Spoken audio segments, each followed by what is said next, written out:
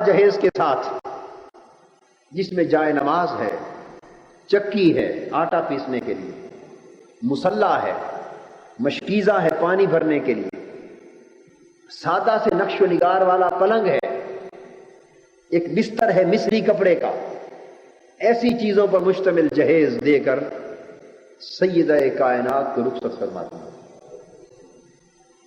اور اگر چاہتے تو جنت کی ساری نعمتیں اپنی محبوب بیٹی کے جہیز کے لیے عطا فرماتے، مگر اپنی امت کے غریبوں کا اور غریب بیٹیوں کا لحاظ کیا، تاکہ کوئی غریب اپنی بیٹی کو روانہ کرتے ہوئے، رخصت کرتے ہوئے آر محسوس نہ کرے کہ وہ جتنا بھی کم جہیز دے گا سیدہ عالم سے کم تو نہیں ہو سکتا رضی اللہ تعالیٰ۔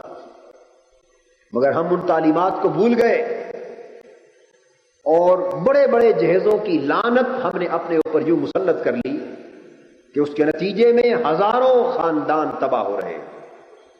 محبوب اور فاقہ خانوادہ نبوت چونکہ صبح و شام اپنی آنکھوں سے دیکھا اور آپ کے وجود مسعود پر یہ حالات بیتے تھے، سو آغوش شیخ مصطفی کی تربیت نے آپ کو صبر و توکل، عزم و استقلال کا ایک کوہ گراں بنا دیا تھا۔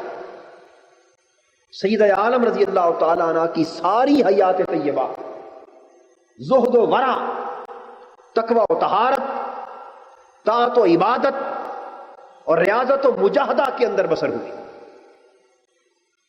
سیدنا امام حسن مجتبی رضی اللہ تعالیٰ عنہ فرماتے ہیں، ہماری ماؤں اور بہنوں کے لیے سیرت سیدہ عالم رضی اللہ تعالیٰ عنہ لائق تقلید ہے۔ ہماری مائیں اور بہنیں آج اپنی عزت، عظمت اور بڑھائی زندگی کے دیگر طور اور طریقوں میں محسوس کرتی، مگر یاد رکھیے اس پاکیزہ سیرت سے ہٹ کر زندگی کو عزت اور عظمت سے ہمکنار کرنے کے سارے طور طریقے جھوٹے ہیں۔ اصل عزت وہی ہے جو اس مبارک سیرت کی اتباع سے نصیب ہو۔ امام حسن مجتبی رضی اللہ تعالیٰ عنہ فرماتے کہ ہم اپنی آنکھوں سے دیکھتے کہ ہماری امی جان دن بھر اپنے ہاتھوں سے چکی پیستی اور چکی پیسنے کے دوران ہمیشہ قرآن مجید کی تلاوت کرتی رہتی، اور جو وقت فراغت کا ملتا گھر کے کام کاج سے فارغ ہونے کے بعد وہ اپنے گھر کے منبر میں اللہ کے حضور عبادت کرتی نظر آتی۔ پانی میں آتا ہے، حضرت عبداللہ ابن عباس رضی اللہ تعالیٰ عنہ روایت کرتے کہ سیدہ عالم رضی اللہ تعالیٰ عنہ حضور علیہ السلام کی بارگاہ اقدس میں حاضر ہوئی۔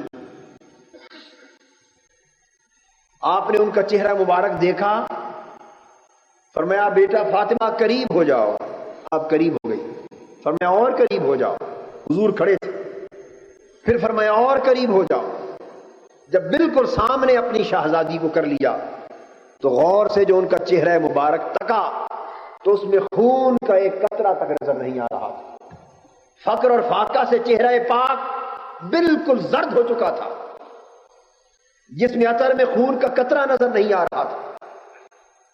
عجیب کیفیت تھی، رنگ مبارک متغیر ہو چکا تھا۔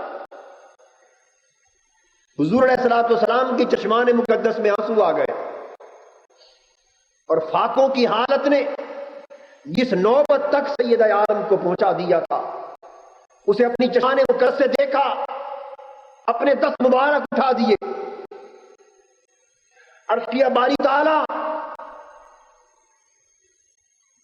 حضور نے اپنا دست مبارک حضرت سیدہ عالم رضی اللہ تعالیٰ عنہ کے سینہ مبارک پر رکھا اور سینہ مبارک پر ہاتھ رکھ کر اللہ کی بارگاہ میں عرض کرنے لگے، اے بھوکوں کے پیٹ میں کھانا دینے والے، اے پریشان حالوں کی پریشانیوں کو دور فرمانے والے، میں تیری بارگاہ میں التجا کرتا ہوں کہ میری فاطمہ کو کبھی بھوکا نہ رکھنا۔ بس اتنے کلمات آقا کی زبان سے ادا ہونے کی دیر تھی کہ چہرہ اقدس کا رنگ پھر پلٹ کر آ گیا، خون مبارک پھر پلٹ کر آ گیا، زردی جاتی رہی، اور حضرت عمران رضی اللہ تعالیٰ عنہ روایت کرتے ہیں کہ خدا کی قسم حضرت سیدہ عالم نے فرمایا کہ اس دن کے بعد आदम विसाल कभी मेरे पेट को भूख महसूस नहीं हुई। सैयद आलम यूं ही सैयद कायनात बन गई। हुजूर नबी अकरम सल्लल्लाहु अलैहि वसल्लम की सीरत तैयबा का अक्स आपके आईना किरदार में मुनकिस हो गया था। उम्मुल मोमिनीन हजरत आयशा सिद्दीका रजी अल्लाह तआला अन्हा फरमाती कि उनका चाल चलन अपने अब्बा हुजूर की तरह था, उनकी बोल चाल हुजूर की तरह थी, गुफ्तगू में लबो लहजा हुजूर की तरह था, उनका उठना बैठना नशिस्त और बर्खास्त हुजूर की तरह थी, उनकी कदो कामत हुजूर की तरह थी। और जब आका का विसाल हो गया तो हम हजरत फातिमा तु ज़हरा को आते हुए देखते खुदा की कसम हुजूर की रफ्तार याद आ जाती, उनकी गुफ्तगू सुनते हुजूर का लबो लहजा याद आ जाता।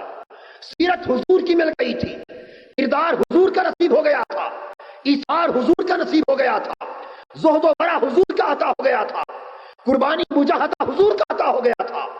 और सीरत और किरदार फातिमा का ये आलम था कि खुद तो जिंदगी फाकों में बसर होती और जब कभी जौ के चंद लुकमे भी मुयस्सर आ जाते और दरवाजे पर साइल आ जाता, मुंह से लुकमा भी निकालती साइल को दे देते। हजरत अली करमल्लाहु वजहुल करीम मजदूरी करके एक यहूदी का बाप उसको पानी देते रहे सेज कर, थोड़ी सी मजदूरी मिली, उससे कुछ जौ लिए ला के घर दिए। हजरत इब्ने अब्बास रज़ियल्लाहु ताला अन्हु रिवायत करते हैं आपने उससे रोटी पकाई, 3 हिस्से कर लिए जौ के। ये मैं एक दूसरी रिवायत बयान कर रहा हूं, एक रिवायत पहले बयान की है, वो हसनैन करीमैन की बीमारी के बाद उनकी सेहतयाबी की मन्नत मानने की। ये मैं दूसरी रिवायत अर्ज कर रहा हूं। उस जौ के आटे के 3 हिस्से कर लिए, पहले से रोटी पकाई और जब तैयार हो चुकी तो दरवाजे पर एक मिस्कीन आ गया। उसने सवाल किया कि मैं कई पहरों से भूखा, ऐ बिन्ते रसूल खुदा के लिए मुझे दे दो। अभी लुकमा तनावुल नहीं फरमाया था, वो सारा कुछ उठा के मिस्कीन को दे दिया। फिर दूसरे हिस्से की से रोटी तैयार कर ली। फिर जब तैयार हो चुकी खाने के लिए बैठे, फिर एक यतीम आ गया, उसने सवाल किया, सब कुछ उठा के उसी को दे दिया। फिर आखिरी हिस्सा उस आटे का बच गया, उसकी रोटी बनाई, फिर रूखी रोटी पानी से खाने के लिए तनावल करने के लिए बैठे। फिर एक काफिर कैदी आ गया, काफिर मुशरिक कैदी, उसने सवाल किया, उठा के उसको दे दिया और खुद बदस्तूर फाके से लेट गए।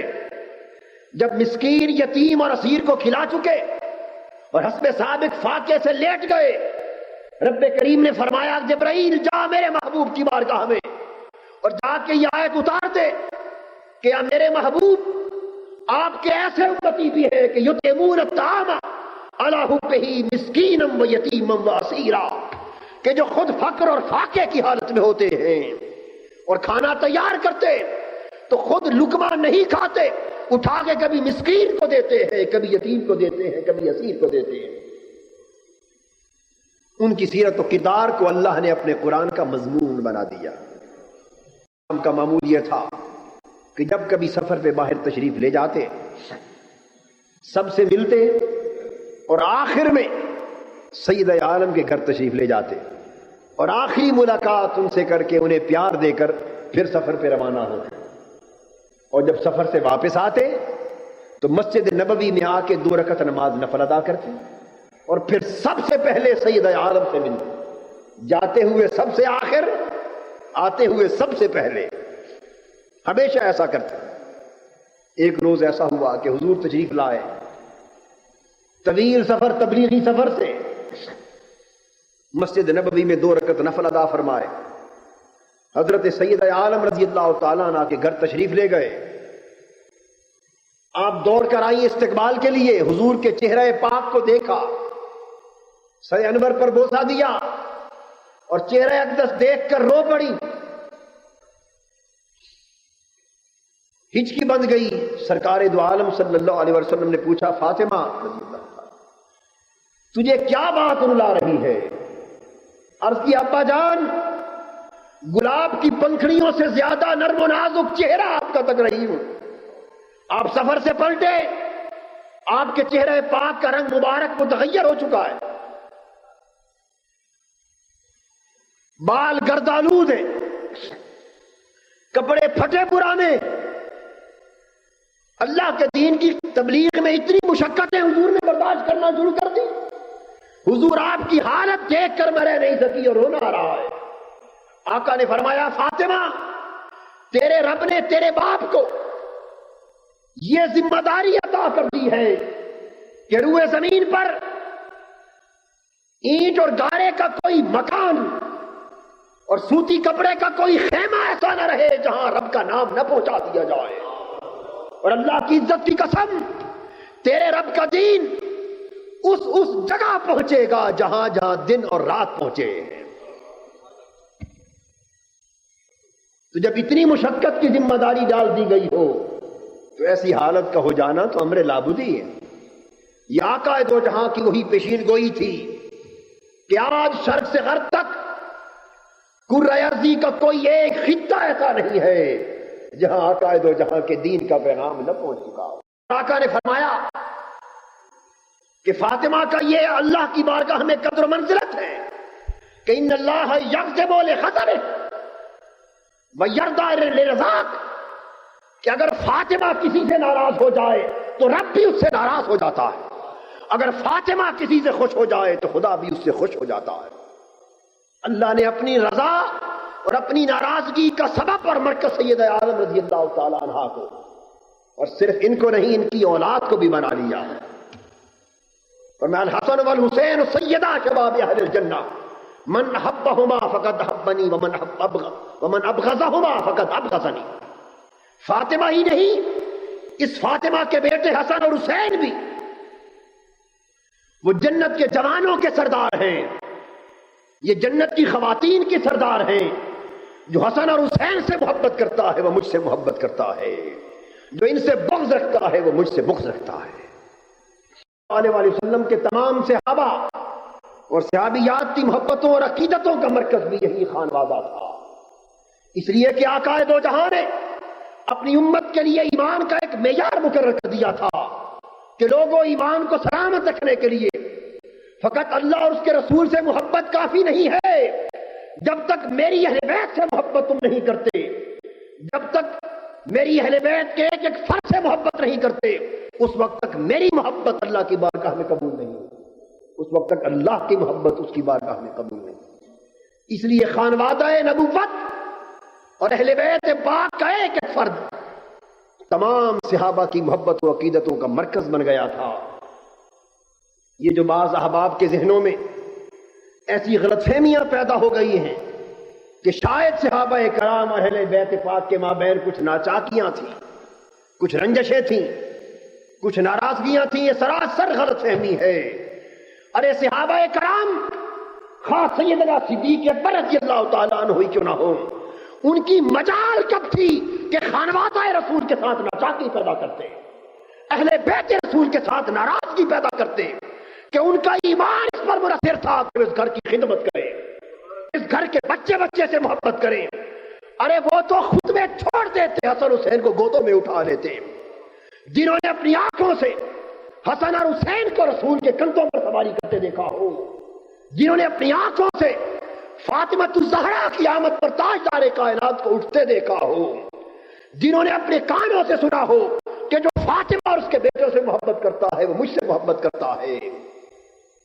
ارے وہ حضور کا غلام ہو کر کب طاقت اور مجال رکھتا ہے کہ اس نفوس کو ناراض کر بیٹھے.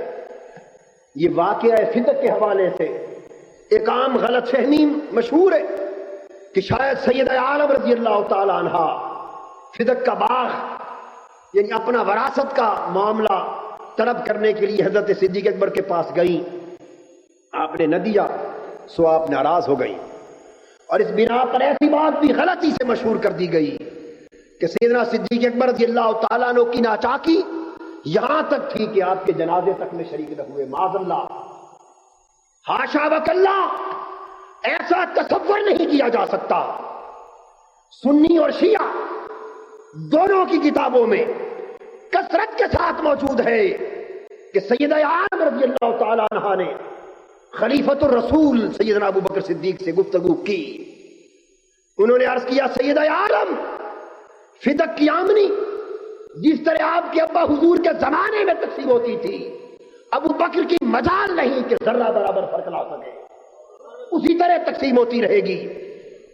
چنانچہ شیعہ اور سنی دونوں کتابوں میں ہے، اور علی نقی فیض الاسلام کی شرح نہج البلاغہ میں اور درۃ النجفیہ شرح نہج البلاغہ میں شیعہ حضرات کی بڑی معتبر کتابیں، اسی طرح سنی حضرات کی کتابوں میں ہے. فرازیت علی ذالک فاخذت العہد علیہ، سید عالم اس پر ابو بکر صدیق سے راضی ہو گئی، خوش ہو گئی، اور آپ سے عہد کر لیا کہ یہ مجھے قبول ہے کہ آمدنی پوری اہل بیت میں اسی طرح تقسیم ہوتی رہے. بس سیدنا صدیق اکبر کا زمانے سے لے کر امام حسن مجتبی کے زمانے تک تمام خلفاء کے زمانے میں فدق کی آمدنی اسی طرح تقسیم ہوتی رہی، اور سید عالم کے گھر میں اور حضرت علی شیر خدا کے گھر میں اسی طرح حصہ فدق آتا رہا جس طرح حضور کے زمانے میں آتا تھا. اگر ناراضگی ہوتی تو اس آمدنی کو مسترد فرما دیتے، کبھی اس آمدنی کو قبول نہ فرماتے. مگر صحابہ تو غلام تھے، خادم تھے خانوادہ نبوت کے، ان کی محبتوں عقیدتوں کا مرکز و محور یہ خانوادہ تھا. اور جب آپ کے وصال کا وقت آیا تو یہ بھی سنی اور شیعہ دونوں حضرات کی کتابوں میں درج ہے، اور ائمہ اہل بیت سے منقول ہے کہ سیدہ عالم کا جب وصال ہوا رضی اللہ تعالی عنہ تو تمام صحابہ کرام جمع ہوئے. حضرت ابو بکر صدیق، حضرت عمر، حضرت عثمان، حضرت زبیر، حضرت عبد الرحمن بن عوف، حضرت علی سب جمع ہوئے. مغرب اور عشاء کے مابین وصال ہوا، رات کو جنازہ اٹھایا گیا، نماز جنازہ کا وقت آیا. کنز الامال میں امام جعفر الصادق رضی اللہ تعالیٰ عنہ روایت کرتے اپنے ابا امام محمد باقر رضی اللہ تعالیٰ عنہ کہ حضرت صدیق اکبر نے فرمایا کہ علی جنازہ پڑھاؤ فاطمہ کا. علی شیر خدا نے کہا کہ خلیفہ رسول کے ہوتے ہوئے علی یہ جرأت نہیں کر سکتا، اے میرے بھائی ابو بکر جنازہ آپ کو پڑھانا ہوگا. امام جعفر صادق فرماتے ہیں سیدنا صدیق اکبر نے حضرت فاطمہ الزہرا کا جنازہ پڑھایا. کہاں کی رنجشیں. اسی طرح محب طبری روایت کرتے ہیں امام زین العابدین سے کہ سیدنا صدیق اکبر رضی اللہ تعالیٰ عنہ نے سید عالم کا جنازہ پڑھایا اور 4 تکبیریں ادا کی. اس طرح حضرت سیدنا ابراہیم نخعی روایت کرتے کہ سیدنا صدیق اکبر نے جنازہ پڑھایا، تمام صحابہ شریک ہوئے. بعض روایات میں حضرت عباس بن عبد المطلب اور حضرت علی کا بھی منقول ہے، مگر کثیر روایات طرفین کی دونوں طرف سے. دوستو پہلے زمانے میں علمی اعتبار سے اتنے اختلافات نہیں ہوا کرتے تھے، مگر جو وقت گزرتا گیا سیاسی عوامل مذہب میں داخل ہوتے گئے اور امت مسلمہ میں انتشار پیدا کرنے کے لیے، تفرقہ پیدا کرنے کے لیے بنیادوں کو جدا جدا کرنے کا سوچا گیا. یہ دین اسلام کے خلاف ایک سازش تھی. صحابہ اور اہل بیت کے مابین معاذ اللہ ٹکراؤ پیدا کیا گیا. دو کے ٹکراؤ نہ تھا، ان کی ایک دوسرے کے لیے بڑی محبتیں تھیں، ایک دوسرے کے لیے جان نچھاور کرنے والے تھے، ایک دوسرے کے لیے قربانیاں دینے والے تھے. حاضرین محترم، یہ ائمہ اطہار اہل بیت سید عالم رضی اللہ تعالیٰ عنہ کی اولاد اطہار، ان کی رشتہ داریاں صحابہ کرام کے ساتھ اور ان کی اولادوں کے ساتھ چلتی رہی. رشتے باہم لیتے رہے، رشتے باہم دیتے رہے. میں یہ حقیقت شیعہ اور سنی دونوں طبقات سے تعلق رکھنے والے بھائیوں پر منکشف کر دینا چاہتا ہوں کہ خدا کے لیے ایسے تفرقہ اور انتشار میں مبتلا نہ ہو. یہ بات مفاد پرست عناصر اپنے پیٹ کے دندوں کے لیے، اپنے 2 ٹکے کے مفادات کے لیے، امت مسلمہ کو لڑانے کے لیے اس طرح کا تصور دیتے ہیں جیسے یہ گمان پیدا ہو کہ شاید یہ جنگ، یہ ٹکر شروع سے چلی آ رہی ہے. نہیں، اس کا کوئی تصور صحابہ اور اہل بیت کے مابین نہ تھا. سید عالم رضی اللہ تعالیٰ عنہ اور ان کے خانوادے کو اللہ نے وہ مقام و شرف عطا کیا کہ ہر صحابی اور صحابہ کی جملہ اولاد ہمیشہ تک اس خانوادے سے محبت کرتی رہی. اور دوستو آج تک آل رسول سے محبت کرنا اہل بیت پاک سے محبت کرنا یہ مدار ایمان ہے. جس کا دل محبت اہل بیت سے خالی ہے وہ ساری زندگی تہجد پڑھتا رہے، روزے رکھتا رہے، مجاہدے کرتا رہے، حج کرتا رہے، اس کا ہر عمل مردود ہے، مردود ہے، مردود ہے. عمل خدا کی بارگاہ میں تب مقبول ہوگا اگر غلامی در رسول کی اور در اہل بیت کی ہوگی، محبت ذات رسول کی اور ذات اہل بیت کی ہوگی. اس محبت سے پاک ہو کر نہ دنیا میں مومن کا کوئی ٹھکانہ ہے نہ آخرت میں مومن کا کوئی ٹھکانہ ہے. اللہ تبارک و تعالی حضرت سیدہ عالم رضی اللہ تعالی عنہ اور ان کی اولاد اور حضور کی اہل بیت پاک کی محبت اور وہ سیرت، دونوں چیزوں سے ہماری زندگیوں کو نوازے. وما علینا الا